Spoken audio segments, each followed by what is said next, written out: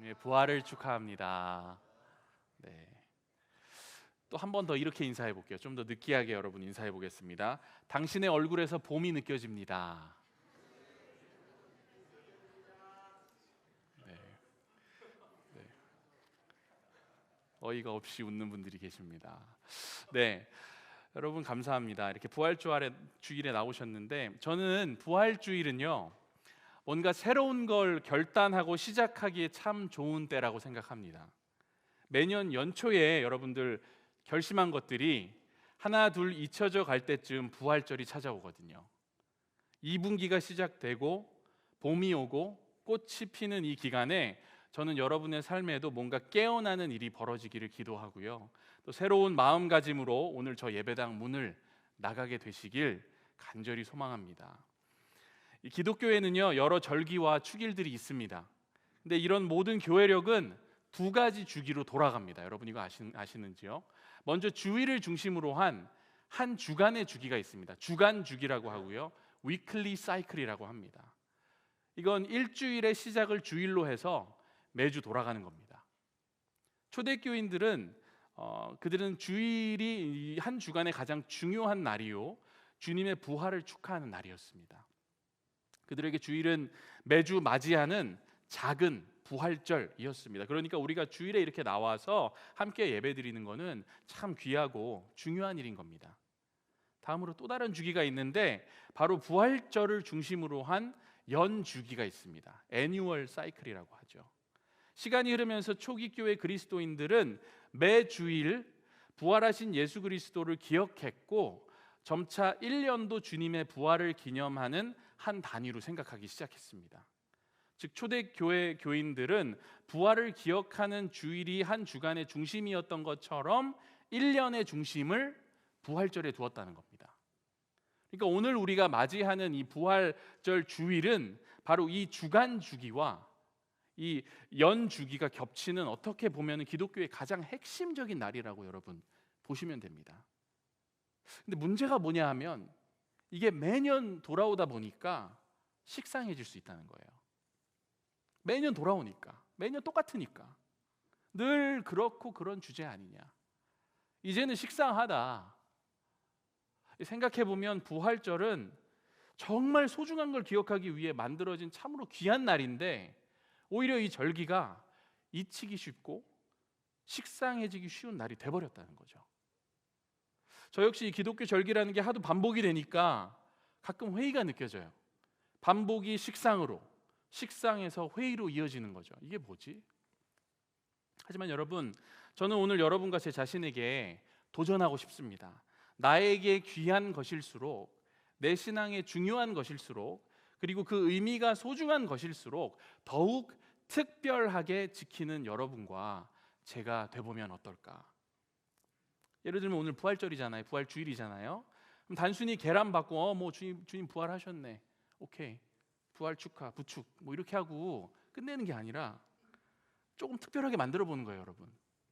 계란 요리를 해 먹는다든지 나가서 친구들이랑 부활절 기념 식사를 한다든지 뭔가 새로운 루틴을 시작해 본다든지 누군가에게 부활의 기쁨을 전하는 편지를 써 본다든지 평소보다 조금 더 특별하게 그 하루를 보내려고 한 걸음 더 나아가는 그 에너지, 여러분 이 에너지가 정말 중요한 겁니다. 하던 대로 하고 지나가려는 에너지는 모두가 갖고 있는 에너지예요. 하지만 그렇게 하면 식상해지다 못해 귀찮아질 수 있거든요. 저는 우리가 그런 걸 뛰어넘어 부활을 더욱더 의미 있게 축하하고 부활의 기쁨을 조금 더 의미 있게 나누고 부활의 의미를 좀 더 깊이 있게 우리의 삶 가운데로 가져오게 되기를 소망합니다. 그런 의미에서 오늘 우리에게 주신 말씀을 통해 이 부활절과 부활의 의미가 우리 안에서 다시 한번 새롭게 되는 역사가 있기를 원해요. 오늘 설교 제목에도 사실 그런 의도가 들어 있습니다, 여러분. 부활의 현대적 의의라는 거는요 2000년 정도 전에 있었던 그 부활을 그 당시의 역사적인 사건으로만 보고 어깨를 들썩하면서 뭐 그래 그때 그런 대단한 일이 있었나 보지 하고 지나가는 게 아니라 그걸 끌어오자는 겁니다, 여러분. 그걸 2000년 후 어느 날인 바로 오늘로 끌어와 보자는 거예요. 그게 오늘 나에게 도대체 무슨 의미인지 한번 이야기해 보자는 겁니다. 여러분, 예수 그리스도의 부활이 오늘 여러분에게 어떤 의미가 있나요? 사실 부활절에 그걸 이야기 안 하면 부활절 뭐하러 지킵니까? 옛날 얘기로 끝나는 거면 우리가 교회에 왜 오냐고요. 그게 오늘을 살아가는 나와 상관이 있어야 된다는 겁니다, 여러분. 저는 그래서 오늘 우리가 함께 읽은 성경 본문이 정말 중요하다고 생각합니다. 이 본문은 부활절에 자주 읽는 본문은 여러분 아니에요. 예수님이 부활하신 장면이 나오는 본문이 아니라 아브라함에 대한 내용이잖아요, 지금. 근데 왜 부활절 아침에, 오늘 아침인가요, 지금? 오후죠. 오후에 아브라함에 대한 말씀을 우리가 읽고 있을까요? 그 이유는요, 여러분, 이 아브라함의 신앙이 부활 신앙이었기 때문입니다. 부활 신앙. 저는 이렇게 얘기하고 싶어요. 아브라함은 예수 그리스도 이전에 살았던 사람이지만 그의 삶에는 이미 부활적 요소가 있었다. 다시 한번 얘기해 볼게요. 아브라함은 예수님 태어나기 전에 살았던 사람이지만 그의 삶에는 이미 부활적인 요소들이 들어 있었다. 우리가 부활이 중요하다 하지만 막상 일상에서 부활이 우리에게 어떤 의미가 있습니까? 예수님이 십자가에 못 박히고 돌아가셨다가 사흘 만에 무덤에서 다시 살아나신 사실, 이걸 부활이라고 하면서 믿는 거, 이게 과연 부활 신앙일까요, 여러분? 맞는데요, 이건 반쪽짜리입니다, 여러분. 부활을 너무 좁게 생각하는 거예요. 마리아와 마르다와 나사로 이야기 여러분 들어보신 적 있을 겁니다. 아주 사랑스럽고 사이 좋은 삼남매 얘기입니다. 베단이라는 마을에 이 사람들이 살고 있었죠. 예수님이랑 엄청 친한 삼남매예요. 예수님이 이 친구들 집에 자주 갑니다. 근데 하루는 이 나사로가 병에 걸려서 죽게 됩니다. 죽은 지 나흘째 되는 날 예수님이 베다니에 도착하시는데 이때 이미 나사로는 어떻게 됐느냐면 죽어가지고 이미 부식이 되고 있는 거예요. 몸이 썩고 있어. 아무튼 그래도 예수님이 오셨다고 하니까 마르다가 어떻게 합니까? 나가가지고 예수님 맞이합니다. 잘 오셨어요, 예수님. 근데 그러면서 예수님과 대화를 나누는 장면을 보면은 어떤 생각이 드냐면은, 예수님과 친분 관계가 있는 아주 깊이가 있는 사귐을 가졌던 사람도, 또 그분에게 늘 가르침을 듣던 사람도 부활에 대해서는 참 좁은 관점 또는 편견을 갖고 살 수 있구나 하는 걸 깨닫게 돼요. 이 요한복음 11장에 이 얘기가 나오거든요, 여러분. 마르다의 모습을 얼핏 보면은 믿음이 좋은 것 같습니다. 22절에 보니까 이렇게 말해요. 나사로가 이미 죽었지만 예수님이 좀 기도해 주시면 하나님이 뭔가 해주실 것 같아요. 근데 조금만 더 자세히 읽어보면은 마르다가 굉장히 불안정해요. 지금 당연하죠. 지금 사랑하는 가족이 죽었잖아요. 21절에서는 이렇게 얘기하는 부분도 나와요. 예수님이 늦게 와가지고 나사로가 죽었잖아요. 그래서 예수님이 다시 살아날 거야 라고 얘기를 해주시니까 뭐라 그래요? 그렇겠죠. 부활 때에 그렇게 될 거라는 거 알고 있습니다. 저도 그거 알아요. 여러분, 이게 무슨 말일까요? 그 당시 유대인들은 대부분 부활 사상을 믿었어요. 언제 올 부활을 믿었냐 하면은 세상 끝날에 올 부활을 믿었습니다. 그러니까 다시 말하면 마르다는 예수의 부활, 곧 부활 되시는 예수 그리스도를 믿고 있는 게 아니라 더 정확하게 엄밀히 따지면 그 당시 사회적으로 유대인들 사이에서 통용되던 부활 교리를 믿고 있다고 얘기를 하는 거예요. 자기 앞에 부활 되시는 예수가 서 계신데 교리만 생각하고 있는 거예요. 여기서 바로 마르다가 갖고 있는 신앙의 한계가 드러나는 겁니다. 바로 오늘을 살아가는 그리스도인들인 우리가 또한 넘어서야 하는 신앙의 한계이기도 합니다. 그게 뭘까요? 여러분, 막연한 부활 교리는 믿는다고 하면서 오늘 우리의 삶에서 부활 되시는 예수님의 능력에 대해서는 눈이 가리워져 있다. 바로 앞에 예수가 서 있어도 그 부활의 능력이 우리와 함께 한다고 말씀하셔도 그걸 굉장히 막연하게 생각한다는 거죠. 안 죽게 하는 예수는 믿어요. 다시 살리시는 예수는 모르는 거예요. 반쪽짜리 신앙입니다, 여러분. 그런 믿음이 없어요. 그러니까 39절에서 예수님이 나사로의 무덤돌을 옮기라고 하거든요. 그러니까 뭐라 그래요? 주여, 죽은 지가 나흘이 되었는데 벌써 냄새가 나나이다. 왜 이러시냐는 거예요. 지금 죽었는데 죽은 사람 갖고 뭐 하냐는 겁니다. 신앙이 교리에 머물고 체험 신앙으로 이어지지 못하면 다 마르다 같이 말할 수밖에 없습니다, 여러분. 우리가 살아가면서 만나게 되는 정말 돌파하기 어려운 난관들이 많아요. 대표적인 걸 제가 현대인들의 그 해결하기 어려운 문제 4가지를 생각을 해봤습니다, 이번 주에. 주로 이 4가지 문제가 우리의 신앙의 발목을 잡고 놓아주질 않아요. 신앙생활하기 정말 어렵게 만드는 4가지 문제가 있어요. 첫째, 질병. 내 몸, 내 맘대로 안 되잖아요. 둘째, 가난. 셋째, 중독. 그리고 넷째, 영적 침체. 여러분, 이 4가지 영역은요, 현대인들을 집요하게 괴롭히는 가장 무거운 짐이라고 할 수 있습니다. 그리고 하나하나 돌파해보고자 해보셨다면 아시겠지만 사실 인간이라는 연약한 존재는요, 이런 문제들을 혼자서 극복할 수가 없어요. 반쪽짜리 부활신앙은 질병이나 가난이나 중독의 문제나 영적 침체가 찾아오면 어떻게 합니까? 왜 아프게 하냐고, 왜 가난하게 하냐고, 왜 이런 상황에 나를 두냐고 따지고 삐지고 등 돌리고 포기하고 원망합니다. 하지만 온전한 부활신앙을 가진 사람은 이런 문제들이 딱 앞에 오면은 굴복하지 않고 포기하지 않습니다. 뭐가 더 큰지를 아는 거예요. 내 상황보다 내 아버지가 더 크다. 죄의 파괴력보다 은혜의 장악력이 훨씬 크다. 이걸 아는 거예요. 내 눈은 고통을 직시하고 있지만 내 영은 하나님의 약속을 바라보며 가는 것, 이게 부활신앙입니다. 그렇다면 여러분, 아브라함이 도대체 왜 특별할까? 이 질문이 오늘 핵심 질문입니다. 하나님이 그의 믿음을 의로 여기셨다고 해주시거든요. 그런데 믿음으로 의에 이르는 건 근본적으로 예수 그리스도를 통해서만 가능한 건데, 율법을 통해 죄를 인식하고 깨달아 아는 것 이후에 주님을 통해서 우리가 주님을 믿어서 이루어지는 건데, 아브라함이라는 사람을 하나님께서 이렇게 보니까는 좀 특별한 거예요.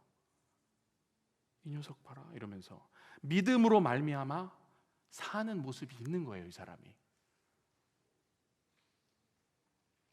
아브라함 믿음의 핵심이 뭘까요? 예수님이 나사로의 죽음에서 생명을 보았듯이 아브라함도 자신이 처한 죽음과도 같은 상황에서 늘 생명을 포착한 사람이라는 거죠. 곧 아브라함의 믿음은 뭐냐? 죽음 가운데서 생명을 찾아내는 믿음이라는 겁니다. 17절에 나옵니다, 여러분. 제가 이번에는 현대인의 성경으로 읽어볼게요. 여기 나와 있는데요, 이런 말씀입니다. 이것은 성경에 내가 너를 많은 민족의 조상으로 세웠다라고 기록된 말씀과 같습니다. 그는 하나님 앞에서 우리 조상이 된 겁니다. 그가 믿은 하나님은 죽은 사람을 살리시고 없는 것을 있게 하시는 분이십니다.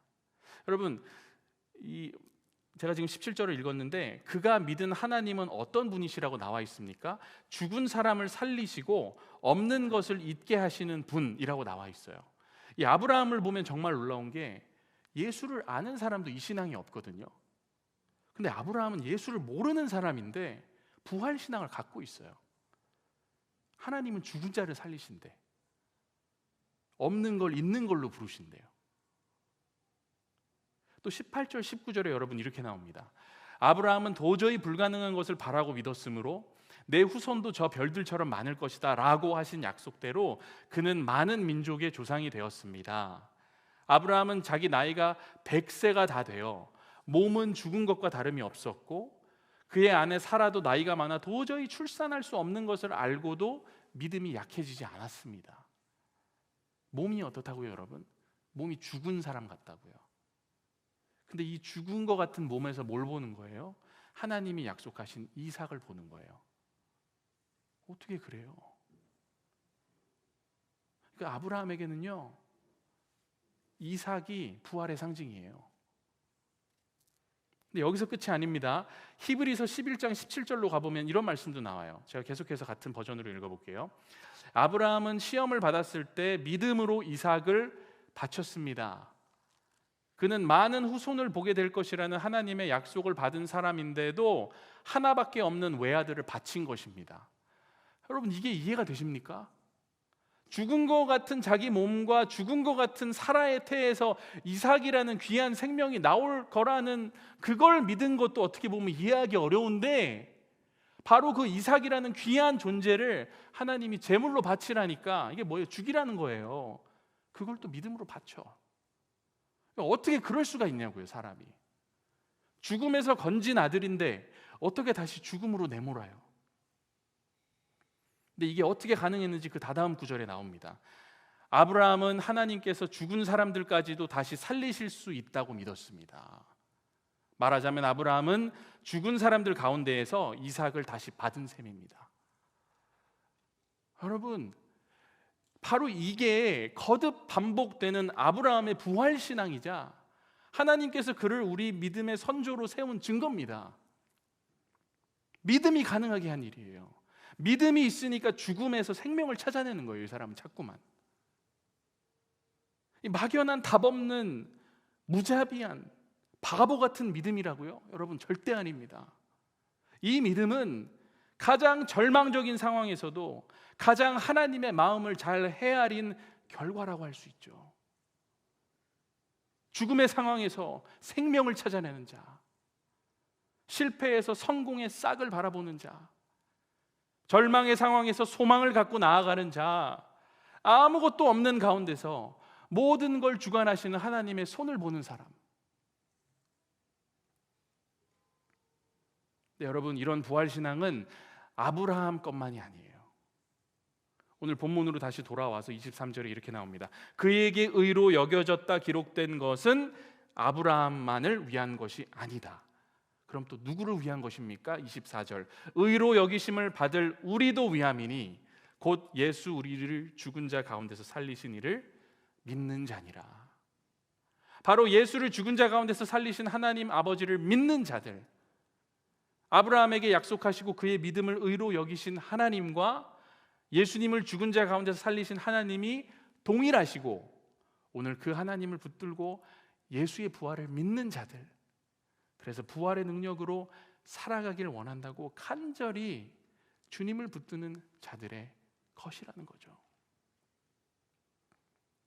사랑하는 하이청년부 여러분, 이 말씀처럼 이 부활의 능력이, 부활을 믿는 믿음이, 죽음에서 생명을 찾아내는 이 신앙이 오늘 우리에게 강력하게 임하길 원합니다.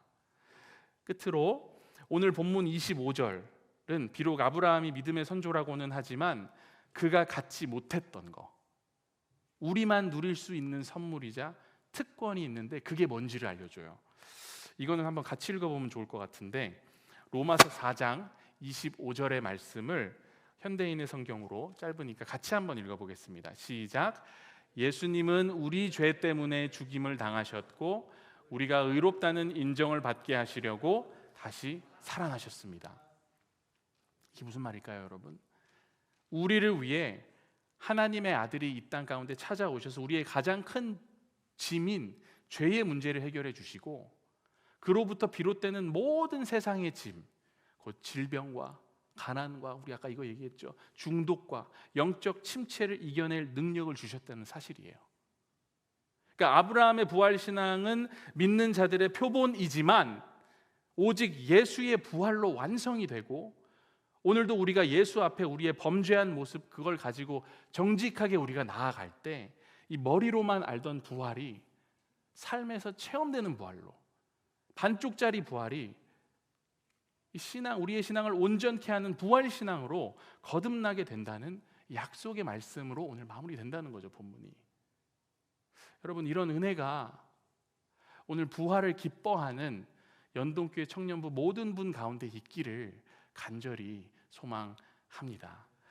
오늘은 원래는 저희가 이렇게 예배를 마무리하면서 찬양을 하고 기도를 했는데 오늘은 기도를 먼저 하고 찬양으로 나아가기를 원합니다. 그래서 반주를 해주시면은요, 저희가 몇 가지 기도 제목을 갖고 오늘 부활절 생각하면서 같이 기도를 하는 시간을 먼저 갖겠습니다.